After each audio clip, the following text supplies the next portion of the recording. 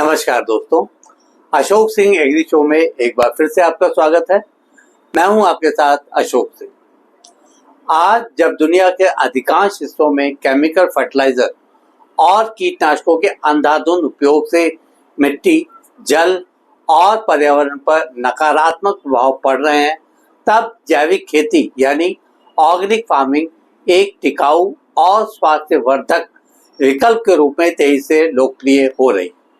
यह खेती प्रणाली किसानों की आमदनी बढ़ाने का साधन बनने के साथ उपभोक्ताओं के लिए भी सुरक्षित, पोषक और रसायन मुक्त भोजन उपलब्ध करवा रही है।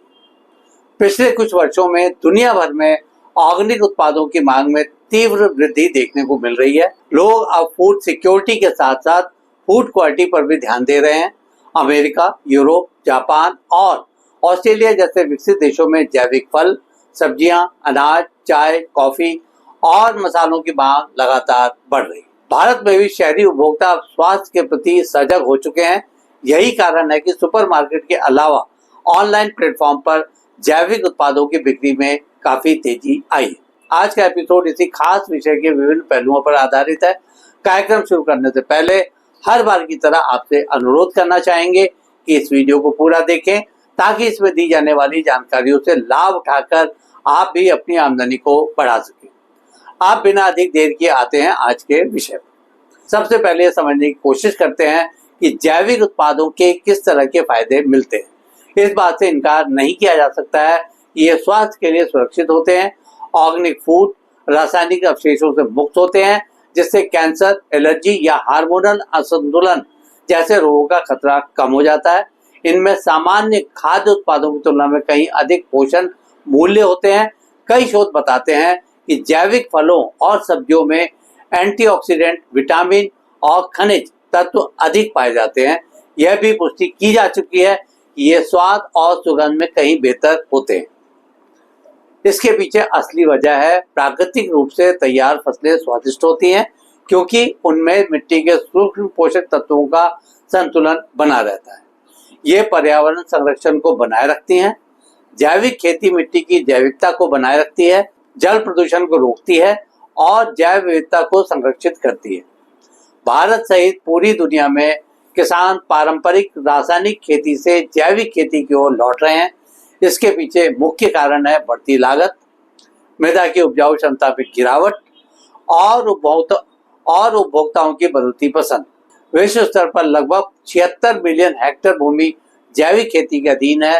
वैश्विक जैविक उत्पादों का बाजार लगभग 150 अरब डॉलर से अधिक का हो चुका है और हर वर्ष 10 से 12% की दर से बढ़ रहा है। भारत में लगभग 45 लाख हेक्टेयर से अधिक क्षेत्र जैविक खेती के अंतर्गत है। मध्य प्रदेश, राजस्थान, महाराष्ट्र, उत्तराखंड और सिक्किम इस क्षेत्र में अग्रणी है।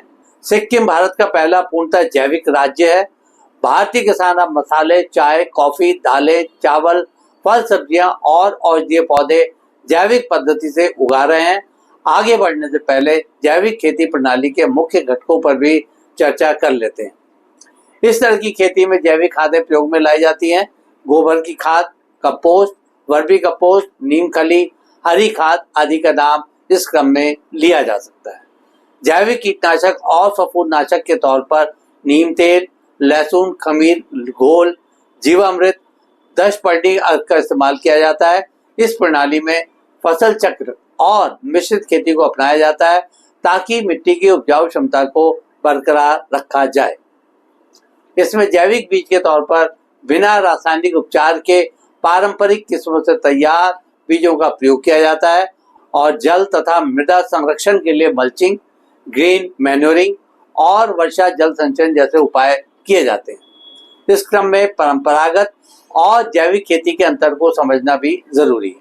जहां सामान्य खेती में केमिकल फर्टिलाइजर का प्रयोग किया जाता है, वहीं जैविक खेती में जैविक खाद के रूप में कंपोस्ट और गोबर का प्रयोग किया जाता है। इसी तरह से केमिकल कीटनाशक का इस्तेमाल सामान्य खेती में होता है, जबकि जैविक खेती पूरी तरह से नीम और जैव कीटनाशकों पर निर्भर है। जैविक खेती से पर्यावरण सुरक्षा सुनिश्चित होती है, वहीं सामान्य खेती में प्रदूषण और मिट्टी की उपजाऊ क्षमता में कमी आती है।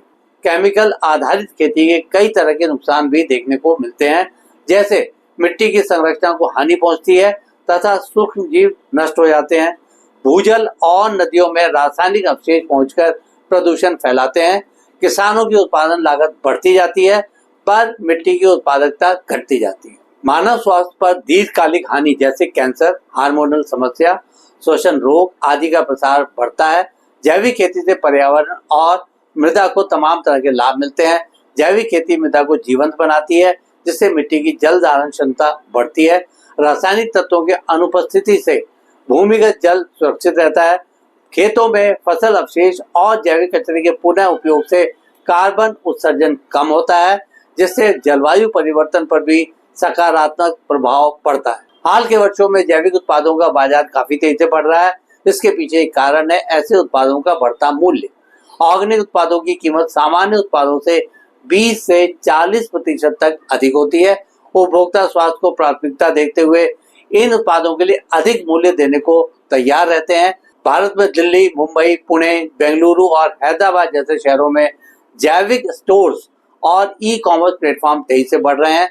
जैविक खेती सर्टिफिकेशन, जैविक उत्पादों को बाजार में बेचने के लिए सर्टिफिकेशन का होना आवश्यक होता है।